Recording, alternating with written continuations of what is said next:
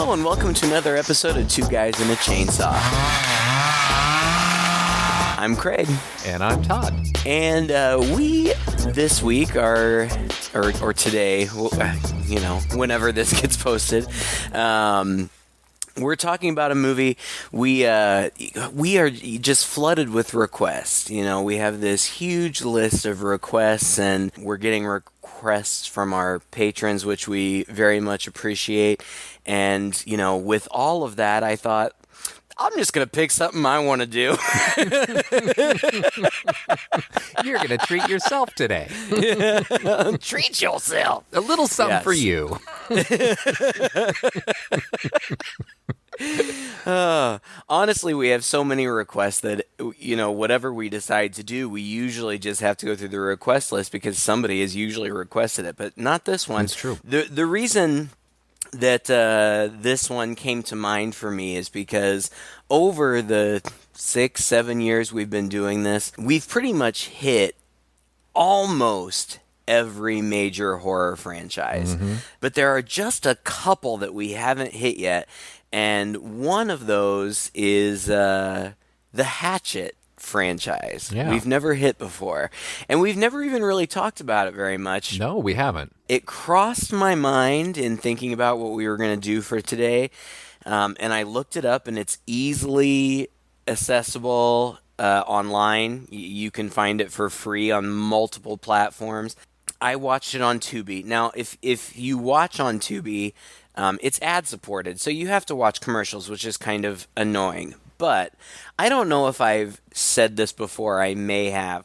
I subscribe to a bazillion different streaming services. Mm-hmm. And more often than not, I find myself watching stuff on Tubi.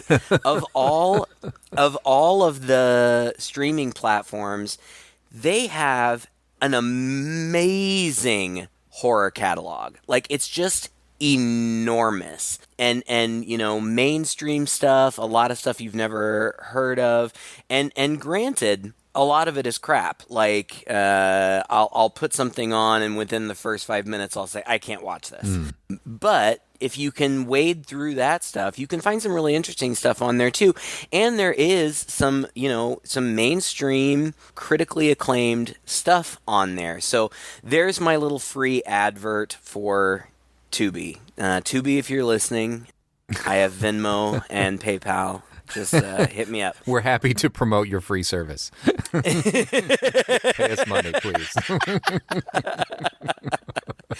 But this movie is Hatchet from 2006, written and directed by an up-and-coming director named Adam Green, who has done some other stuff.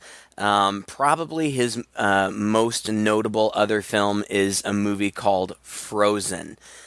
Not the Disney princess movie Frozen, no which singing is in this also one. lovely. No. We haven't done Frozen, have we? Have you seen it? It's about It's on my three list. friends who get trapped. They get trapped on a ski lift. Yeah. Looks cool. And yeah, it is. And you know, I mean, that's the premise. Three friends trapped on a ski lift after everybody else leaves, and it's the end of the weekend, so they're going to be stuck there for God knows how long. Anyway, I like that movie too. Maybe we'll talk about it someday. But beyond that, Adam Green is known mostly for this franchise. There are 4 films in the franchise. Adam Green wrote, I believe, all of them except maybe number 3. I don't remember. He directed all of them except for part 3. And for part 3, he was busy with something else. And so he chose one of his head camera operators, I think, from the other movies to direct that one. But it's a 4-film franchise. We're talking about the first one. The other ones are interesting, and we'll probably at least touch on those as we go along. But this is, I get the feeling that Adam Green is a horror fan, and he's a fan of 80s slasher movies, and he wanted to make one, and he did.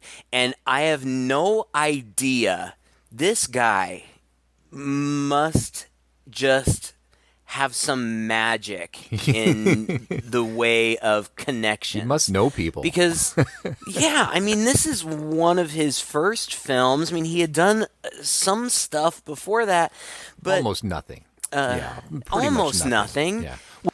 And he has huge horror icons in this movie. I mean, virtually everybody you see in this movie you are going to recognize from something, and some of them are huge or horror icons. Yeah. He moved, I think, to Los Angeles while he was developing something called Coffee and Donuts. It was something that I guess got some interest in the industry.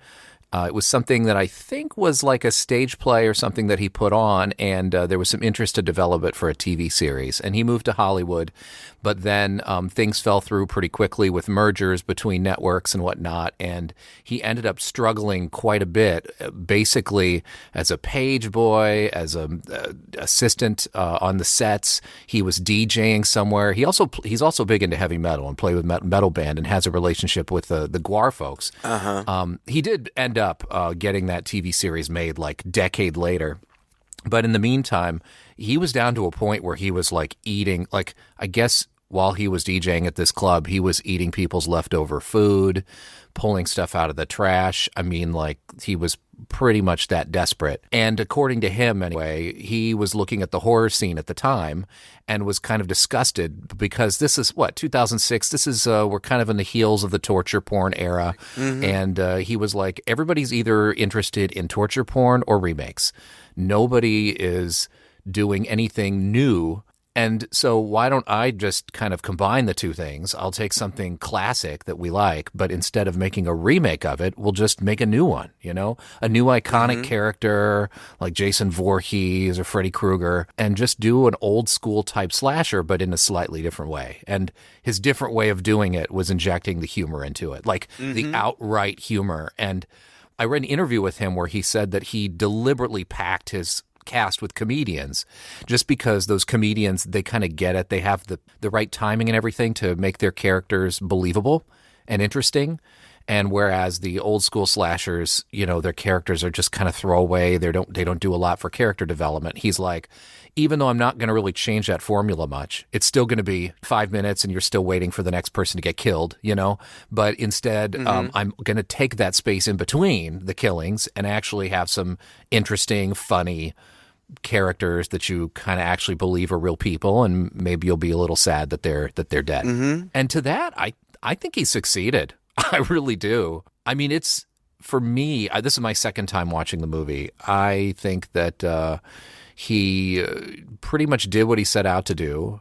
And it's super cool to see all the cameos in there from all these classic people. Like Kane Hodder's in there. He plays the villain. Yeah. It starts out with Robert Englund, in a boat. I mean, I know. There's so much. So you would just have to think that there was so much interest in the script that he was able to get these people on. Like, there's no way he knew he had such deep connections at that time. He had connections, but they can't have been that deep. That trend carries through the rest of the sequels. I don't think I've seen all of them. I know I've seen the second one. He just gets these great people from classic horror movies. I know Felissa Rose is in one of them. The girl, I can't think of her name, but the lady who played the DJ in Texas Chainsaw 2 is in one of them. Caroline something's her name. I can't remember. Anyway, it continues. He keeps getting these great people, but there are so many in this one. And I do think it had to have had, this script somehow must have caught somebody's attention.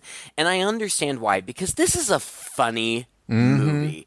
I think it's really funny. Like, the dialogue is really quippy, almost to the point where it could get kind of into eye roll territory. Yeah. But for me, it doesn't.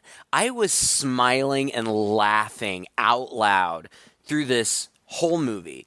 And a lot of it, of course, is the writing. But he's got some excellent comedians, like you said, in here. Comedic actors who have a history in comedy. And it just worked really well for me. In addition to that, it's really kind of a straightforward 80s slasher, with a backstory and kind of a tragic villain slash anti-hero, but at the same time, the killer is in a very humorous way just kind of stock. Like Hmm. like he's this, disfigured backwoods guy. And it just cracked me up every time that he would just, from the bottom of the screen, pop into the shot. Like just, literally. just Every ah, single time. Like they're just standing around talking and then suddenly and he just stands up and like shakes his fist, and they all scream and run away. And he slowly pursues them, and he just, wherever they are, he just pops up. And oh god, it's so funny. It's funny because it's so yeah. typical, but it's played straight in those other movies, and it's played for the humor here, but it still works as a slasher. There's tons of violence, there's tons of gore. Green actually had a major problem with the MPAA. When he submitted this film, they slapped an NC-17 on it, and he had to keep cutting things in order to get the R, which he eventually did. But by the time that happened, he said that so much of what he wanted this movie to be was stripped away to the point that it wasn't even the movie that he wanted to Mm. make. He said, I don't know if it was in a print interview or what, but I saw that he said that everything that I had promised the audience in the teasers, in the posters, all of that was gone. It was stripped away. And he was really disappointed. They did eventually release an unrated DVD or Blu-ray cut, which restored all of the violence, and you can see that. And it's only like one additional minute of footage. But apparently he was really upset by that, so much so that when he went to make Hatchet 2, he's like, you know what, the MPAA. I'm not going to have this movie rated. I'm going to bypass them. I'm going to release it unrated. And he did. And he made a deal. He struck a deal with AMC that they were going to they were going to screen the movie unrated, and as part of some sort of promotion or something. And so it opened in early October. Within a matter of hours, it started getting pulled from theaters.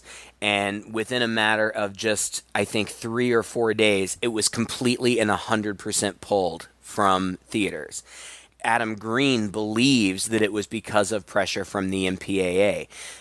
He thinks that they wanted to make an example of him, that if you try to bypass us and release something unrated, it's going to fail. And he also believed that from that point moving forward, they were going to have their eye on him, and they were going to continue to try to make an example of him.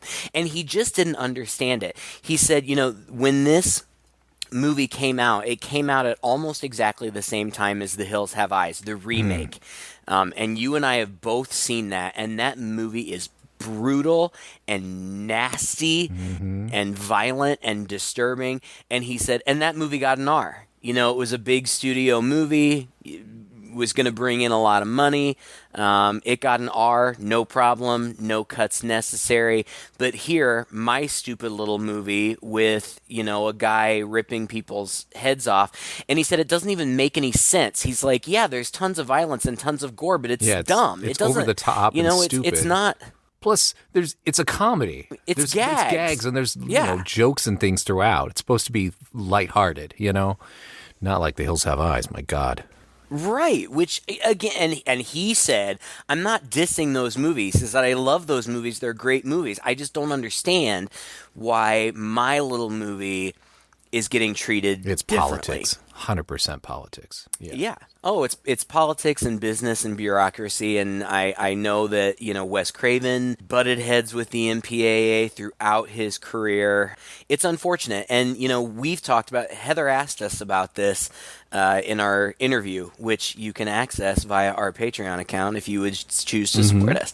But we talked about the movie rating system, and is it even legitimate anymore? And I think to some extent it's really not. There's so much content out there, and the way that it's being released, especially through streaming services and online platforms, I don't know that there's really any necessity No. for the MPAA anymore. TV doesn't go through the MPAA, and Game of Thrones and all of these multiple hours long epics that you can watch on any streaming service, and every single streaming service has their own exclusive content. There's more stuff being put out there than the MPAA can even rate now. Right. It's just a different world. It's a different world. Yeah, it served its purpose. I think that its time has come, but we'll see. I mean, like you said, it's industry, it's money. So I don't think that they're going anywhere anytime soon, but maybe sometime in our lifetime. Anyway, Hatchet. So we open up with two men on a boat, and it's a father and son. The father is played by fucking Freddy Krueger, Robert Englund, icon So of cool. icons in the horror industry. And his son, played by Josh Leonard, who is Josh from the Blair Witch Project, and they're like hunting a gator. This is all set in New Orleans, and it's they play up kind of the southern New Orleans stereotypes. So these are like bayou type guys, Bayou hillbilly, like they're kinda guys. yeah, and they're hunting a gator, and they're ribbing each other, and the dad's calling the son a queer, and like I mean, it's goofy, but it's funny. I mean, you get from the beginning this is going to be funny. Yeah. It's going to be a comedy. Similar in tone, I would say, even though far more violent. Similar in tone to like Lake Placid. Like it's a Yeah. comedy. The guy Ainsley, the younger guy, is peeing off the side of a boat, and the alligator like jumps up and snaps at his wiener, and like I mean, it's stupid stuff. They both end up getting killed, slaughtered, and you see the son, after the gator jumps at him, goes off on land and finishes his business, and while he's doing that, he's trying to talk to his dad, but his dad's not responding. When he goes back to the boat, he finds his dad, Robert Englund, just completely eviscerated, guts everywhere. And then he is also slaughtered by an unseen at this point force, but clearly not a gator. Like he gets totally ripped up, like just ripped apart, and smashed into tree trunks and stuff. It's very gruesome and violent and bloody, as are the rest of the kills in this movie. Everything, all of the effects in this movie are practical. They look amazing. Yeah. Adam Green had a no CGI rule on this production. The only CGI that they used was used to remove like wires and things. None of the effects are CGI, and they look great. And that's the opening scene that sets it up. And then we meet up with our main character, Ben, played by Joel David Moore, who's done a lot of stuff. I recognize him. He was in Avatar. He's slated to be in the 400 Avatar sequels that are in production right now. Right.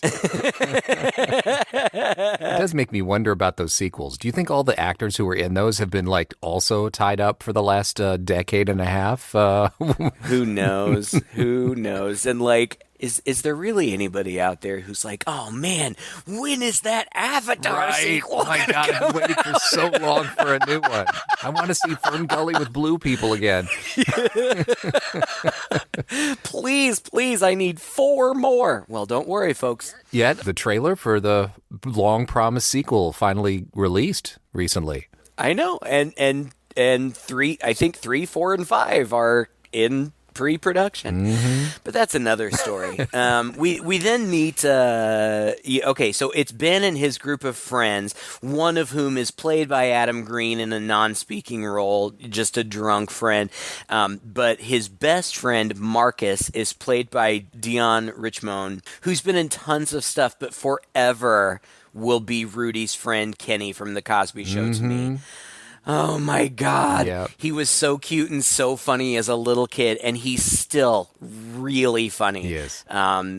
He was also in Not Another Teen Movie, which is a goofy movie but really funny, and he played on purpose the token black friend and commented on it all the time. And he is just a really funny guy, and he's really funny in this movie too. And they're walking around, and it's New Orleans, and so there's lots of boobs. Yeah. I've never been to New Orleans, and so I don't know. I know kind of the whole Mardi Gras culture, but like, is that just all the time? No. Like, I mean, if you're no, maybe to a smaller extent. I was there during St. Patrick's Day once, and they had a smaller scale St. Patrick's Day parade. Beads were thrown and stuff, but there wasn't much of this going on. It's basically a Mardi Gras thing. And by the way, I've been to New Orleans many times, and it is my absolute, hands down, without a doubt, far and above my favorite city in the entire USA. It is so chock full of history and interesting and culture. I mean, the blending of the cultures down there is just unique. It is so different and so cool. After Hurricane Katrina happened, I was so distraught over the fact that New Orleans might be destroyed. I went down there with a group of college students to help with cleanup, and I will watch any movie that ever takes place in New Orleans. Which reminds me, we need to get the Skeleton Key on our list. Yeah, that's a good one too. It's a really good one. But I love the fact that this movie is set in this environment, even though it moves us into the bayou, which could very well be any woods, anywhere right. at that point. But it's just cool that he did this. It offers opportunity for humor and some interesting characters that we see as well. And this movie was one of the last movies shot in New Orleans before Katrina, but I know that post Katrina, they continued to try to do as much of their production throughout for the rest of the series in New Orleans, just to support the economy. Yeah, like I said, I've never been there, but my mom has, and she says that it's one of her favorite cities too. She was there pre-Katrina, and she said that she really, really liked it. She wasn't there during Mardi Gras or anything like that, but she said the only thing that she didn't like about it was, especially down by Bourbon Street, the whole place just reeks of vomit. That is true. And maybe... I'm not going to lie. On the weekends.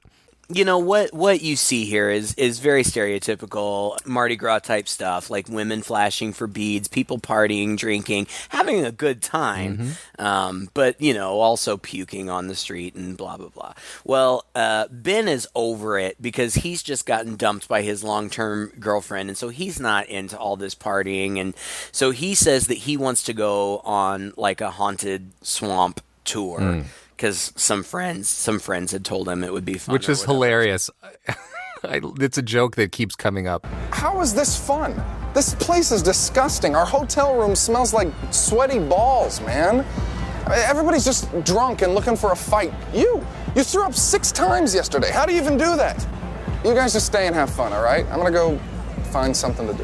What, by yourself?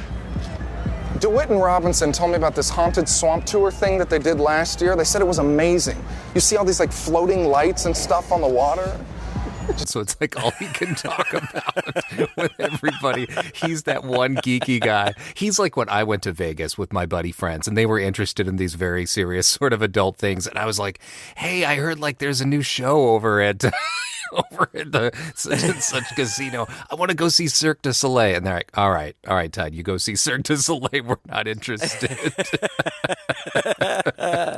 Oh, they missed out, man. They did.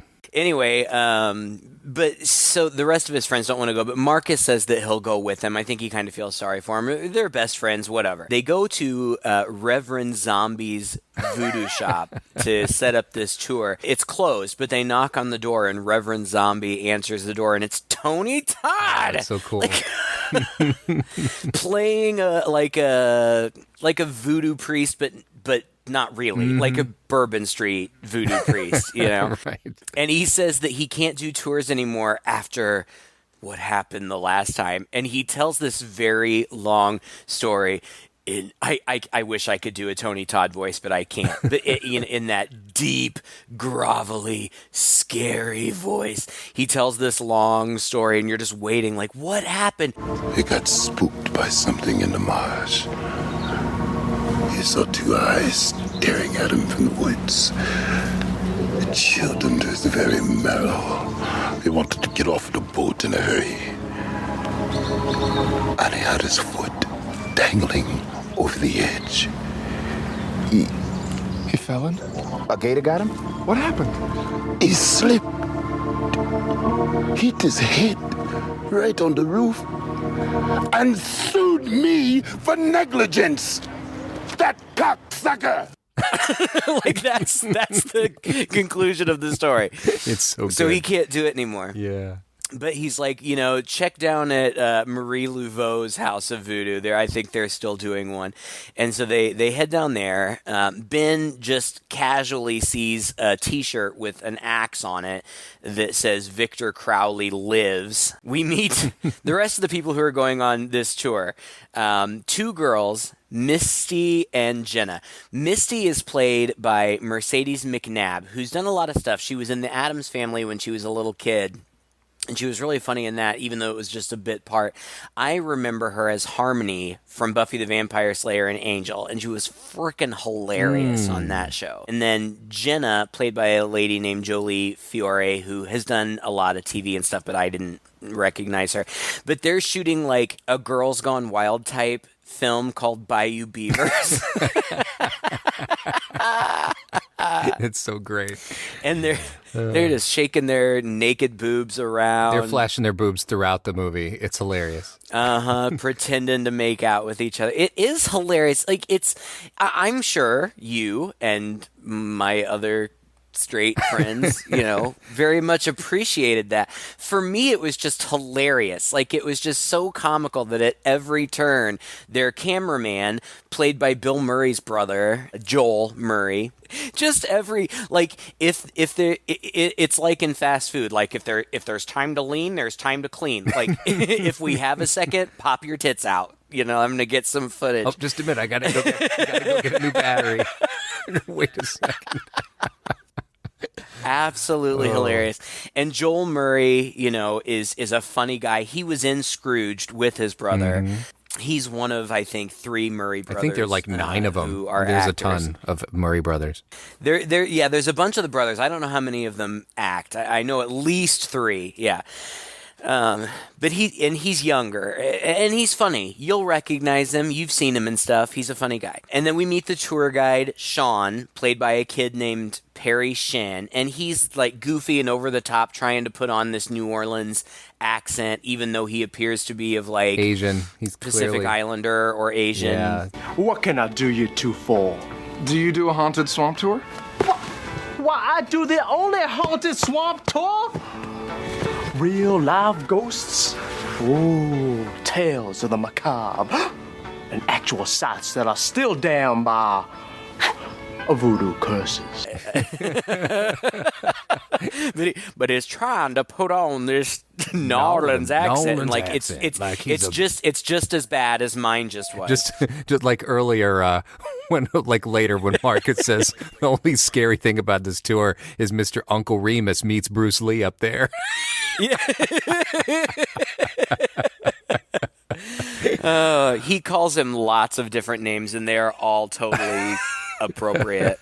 It's hilarious. But he's the goofy tour guide, and then there's also a middle-aged couple from Minnesota, Jim, played by Richard Reel, who has been in pretty much everything you've ever seen. Every movie in existence. He has almost 500 IMDb credits. This man is insanely hardworking actor. It's crazy. Yeah, and his wife, Shannon, played by a lady named Patrika Darbo, who I know from, drumroll, Days of Our Lives. Ooh. I guess it's because you mostly watch Days of Our Lives. You didn't pick up the Perry Shen's. Most of his stuff is General Hospital.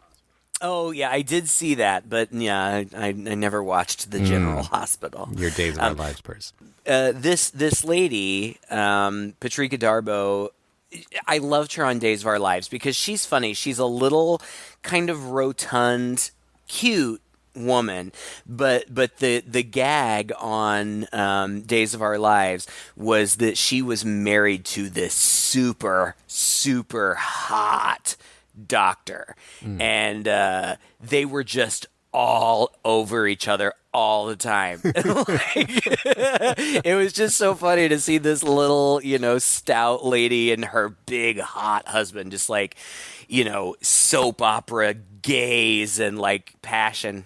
It was great. She was really funny. They're going to, and then the last guest is a kind of sullen young lady named Mary Beth, and she is played by Amara Zaragoza. Yeah. In all of the sequels, she was recast with Danielle Harris, who is in her own right a horror icon. But try as I might, I could never find out why. I don't know if the original actress chose not to come back or if they just wanted to cast somebody who was a more recognizable horror icon. I don't know. I love Danielle Harris. She's great. So I was happy to see her in the sequels, but I kind of felt bad for, Amara Zaragoza. But she had a role on Gossip Girl. She's done tons of TV. She's very pretty, and she does a fine job in this movie. So they take a bus, and they kind of go through New Orleans, the city, the French Quarter, and whatnot. And then they get to the bayou, and they board the Scare Boat, which is just a pontoon boat, decorated with Halloween lights. It's and so stuff. tacky. Oh, it is, but it looks super fun. It does. I am such a dork, and I know that you are too. I would be so down for this. Me too. I know it's going to be cheesy and stupid, and I don't care. That's part of the charm of it. It's like those roadside attractions in the Midwest. They're goofy and cheesy, but there's just something charming about them, and I really just kind of love that kind of local flavor type thing. Yeah. If I ever do go to New Orleans, I want to go on a swamp tour. I want to see the ghost lights. I don't feel like it would really be the full experience if I didn't see that. For sure. Yeah. You got to do it. You got to do the ghost tour. You got to do the voodoo tour. You got to do the blue bus tour. You got to do everything in New Orleans as far as I'm concerned. There's a definite layer of corniness to those aspects of the city. Voodoo is a real thing. Oh, yeah. And it's a very deeply held belief that is well practiced and well rooted in New Orleans tradition and people there. I mean, it's a serious thing. But then, like everything else in America, it can easily be exploited for money. Sure. And you get that all the time down there as well. But so yeah, this is again just in keeping with, you will find this kind of thing in New Orleans all the time. This sort of swamp tour ghost thing of varying qualities. And this guy's sure, absolutely. It's pretty interesting. It's terrible. And as he's trying to launch the boat, some bayou hick in a rowboat is yelling at them where do you think you're going? This swamp is closed. And he says something about Victor Crowley, but the tour guide's like, oh no, he's just some crazy guy, drinks his own pee, and just wave. So everybody waves at him, and then he takes a swig out of his own pee. That's disgusting. And that was another cameo there. Did you know who I didn't know who this guy was. Well, you ought to. John Carl Buchler? I'm not sure how you pronounce it. Oh, it sounds familiar. I mean, he directed one of your favorite movies of all time, Troll. Yeah? Seriously? Mm-hmm, as well as Cellar Dweller, remember? And I guess also the Friday the 13th Part 7, he was also responsible for directing. So, and he's acted in a number of horror movies and some of his and some other ones and stuff here and there. I figured as much. I figured it had to be a cameo. I don't know why I didn't click on his name. He reprises his role in the sequel, but he gets killed off right in the first scene. But so they go out, and Sean is giving this, if you look over there, you'll see. It's so stupid. Coming up, you all see an old house with a barn behind it. That right there is a home of a real famous Louisiana legend, Victor Crowley, Hatchet face. The legend is that he was a deformed man whose own father went nuts and whacked him in the face with a hatchet one night.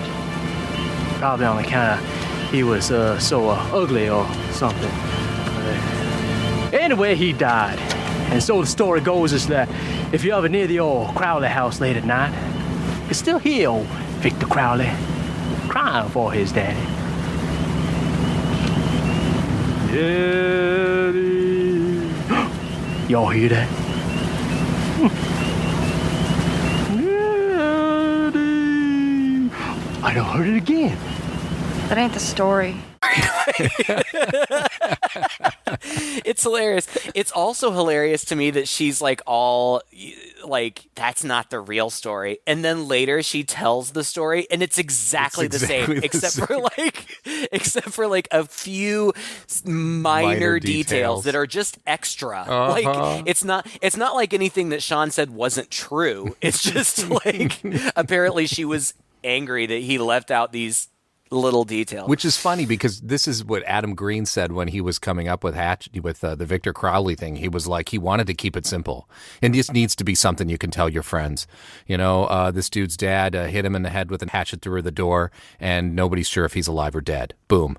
Just sort of like Jason, you know, sort of like Freddy, very simple. And that's a smart philosophy. It's more like Jason because, like Jason, he's kind of a tragic figure. And I actually thought that they played, you know, Victor Crowley, the killer in the movie, is just a brutal killing machine. Yeah. But, you know, when Mary Beth eventually tells her version of the backstory, we actually get to see it play out on screen. And I thought that this was done really well.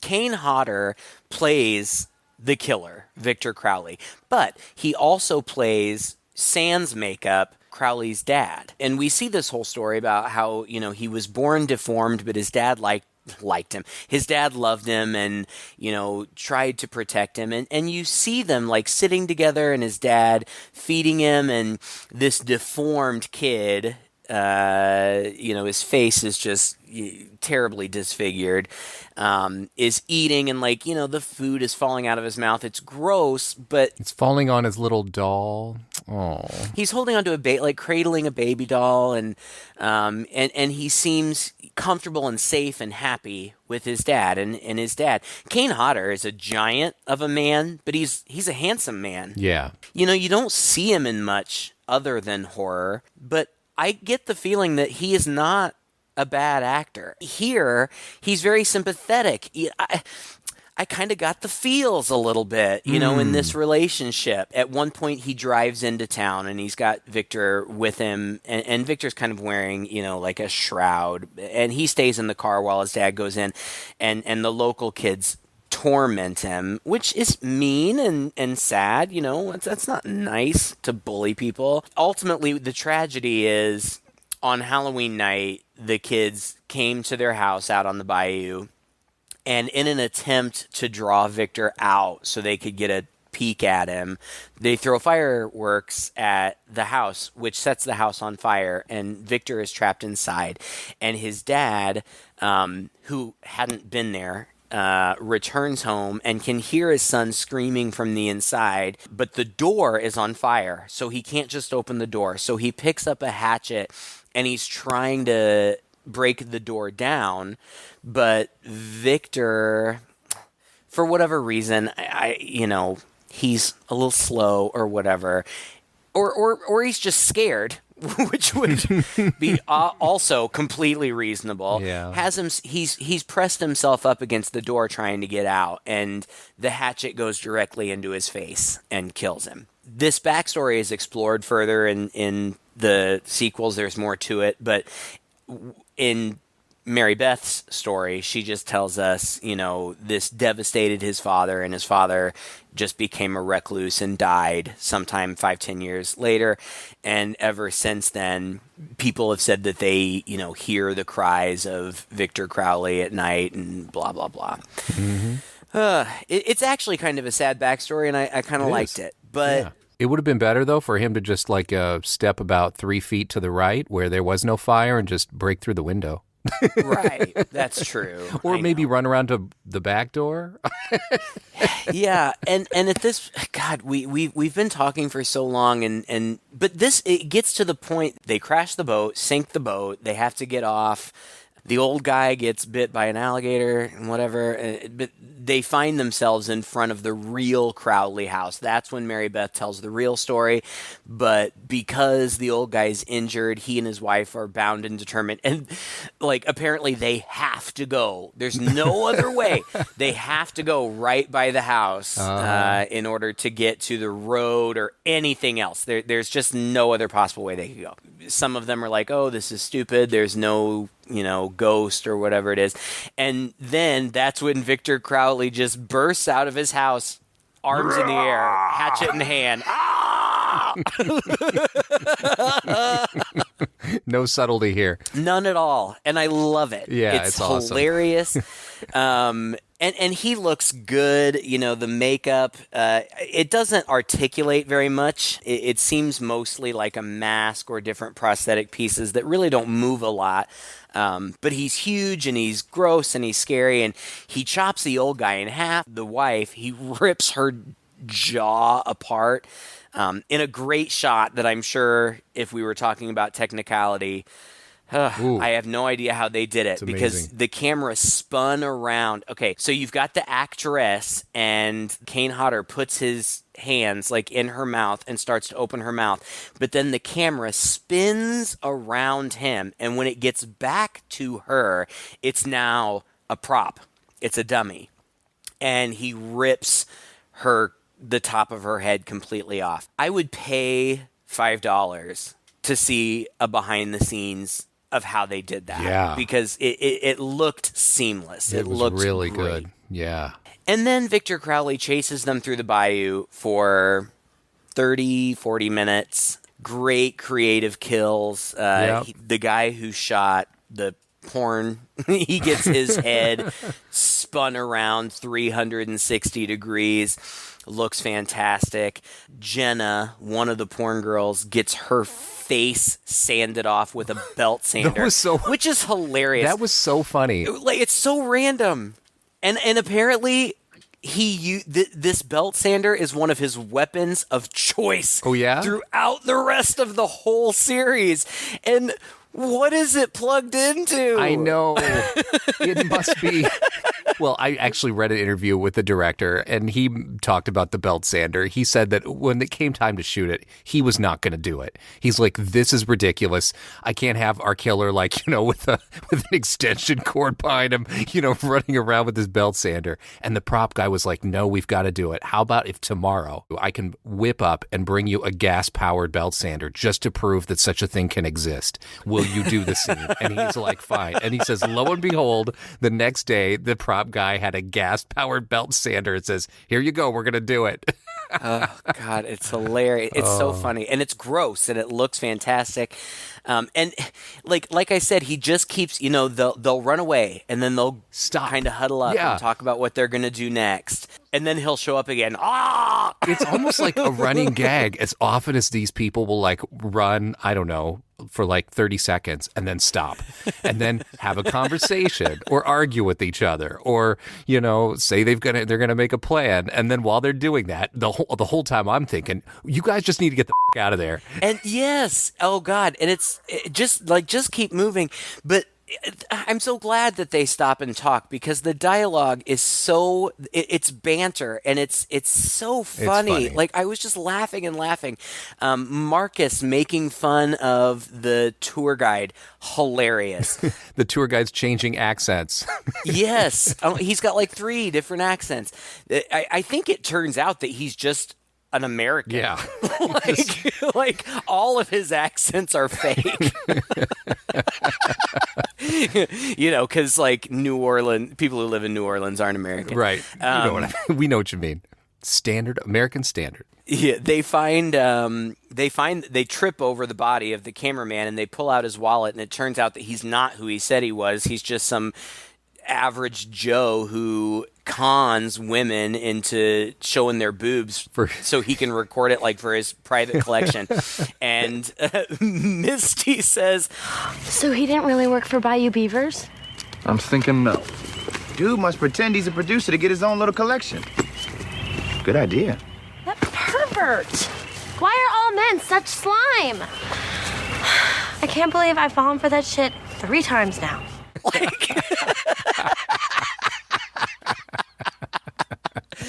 oh, just so much funny. Like, and it's silly and it's stupid, and I was so down for Yeah. it. Like, this is a fun It is movie. fun. It's meant to be fun. It's not meant to be taken seriously. It's put there for you to laugh at and to have a good time with. And oh, I've seen it several times, but as you know, I the people closest to me aren't huge horror fans. So I usually watch these movies by myself.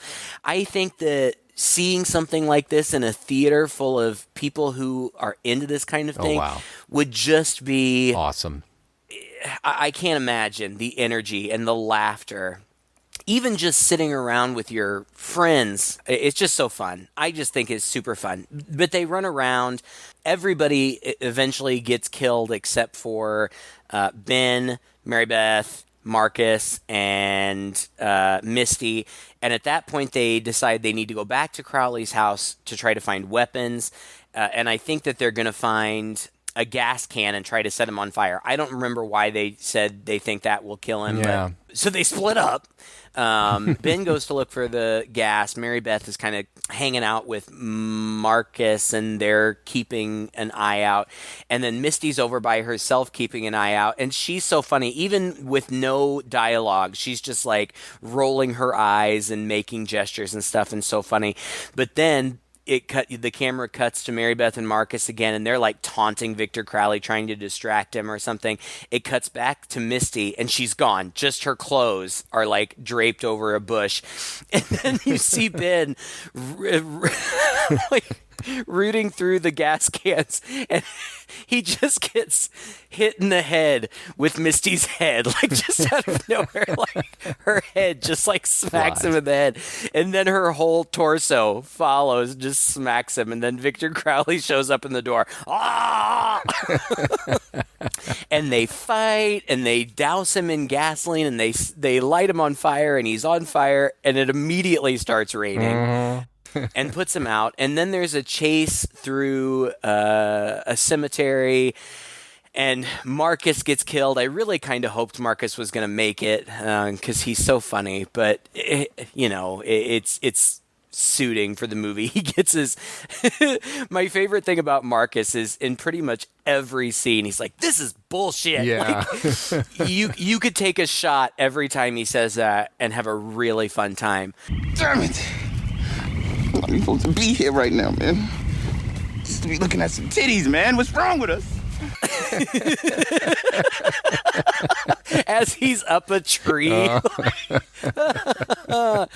So funny. But he gets his arms ripped off, and then he gets picked up and smashed against a mausoleum. And so now it's only Ben and Mary Beth left, and they're running, and Victor Crowley throws a rod from like a wrought iron fence, throws it, and it goes right directly into Ben's foot. And he can't move. But Mary Beth says, bend the rod forward because Crowley's running right at them. And they do, and Crowley just impales himself through the chest right on it. Yeah. Before that, when they were being chased, at one point Crowley had fallen on top of Ben, so they were face to face, and he like drooled like a gallon of mucus into his mouth. Oh God, that was so nasty. And then in this moment where he's like dead, like he's not moving, and they're just standing there looking at him, then out of nowhere he just coughs a full mouth of blood right into Ben's face. So disgusting. Blood, splatter, gore. I mean, it's everywhere. And I watched what I assume is the rated R version. I don't know if I've ever seen the unrated version. I mean, I guess I'd like to. I mean, if it's really only an extra minute of footage, I feel like I'm not really missing that much. It's still gory. It's still fun. But anyway, they think they're safe. They find Mary Beth's dad's boat from the first scene. They get in the boat. They're going away. And then I didn't see this coming, but when it happened, it was perfect Yeah. because the way that it was shot, even the music, if you pay attention to it, the way that it was shot and the music is super, super reminiscent of Friday the 13th Part 1 at the end. And the exact same thing happens in Friday the 13th. Young Jason pops out of the lake and grabs Alice and pulls her under. Here, Crowley bursts out of the lake, grabs Mary Beth, pulls her under. She gets tangled up in some weeds underneath, but then she sees Ben's hand reaching down for her, and she grabs it and gets pulled up. But when she gets pulled up, she finds that it's actually Crowley with Ben's severed arm, and Ben is laying in the bottom of the boat with his arm torn off. And Mary Beth and Crowley scream in each other's face. Cut to black. The end. It's so interesting, right? So abrupt. It is. So abrupt. I thought that something had gone wrong. Yeah, me too. Like that the version that I had seen had gotten cut off prematurely. So I looked it up, and that's not true. It's just that it's a setup because Part 2 opens in that precise moment. In fact, if you watch Hatchet 1, 2, and 3 all the way through and take out the end credits in the middle, it is one continuous story that happens over the course of just a couple of days. Wow. Now, the final one, which is not called Hatchet 4, it's called Victor Crowley, is set 10 years later, and it was made in secret to celebrate the 10th anniversary of the first movie. And the critics are mixed. You know, generally speaking, this first movie got pretty good reviews, you know, for horror movie. The sequels, mixed reviews. Some people liked them, some people didn't. The last one, the reviews were mixed, but they were there was a major divide. A lot of people, a lot of critics said that they thought that this was certainly the best sequel, if not the best in the whole franchise. But then the critic from Bloody Disgusting said he thought that it was total crap and the worst one of the whole franchise. I haven't seen it, so I can't recommend it one way or the other. But I can recommend this movie because I think it's hilarious. I think it's a really, really fun take on 80s style slashers. I think that Victor Crowley is maybe not as interesting as some. He's not as interesting as Freddy. He's not as complex. He does have a backstory. He's a little bit of a tragic figure, and he's fun to watch. He's funny just in his, you know, just popping up and shouting. Like he doesn't talk. He doesn't say anything. He just screams. And it's just sheer brutality. He's brutal and indiscriminate. Indestructible, apparently. Indestructible, right. It doesn't matter. You can shoot him, you can impale him, you can set him on fire. It doesn't matter.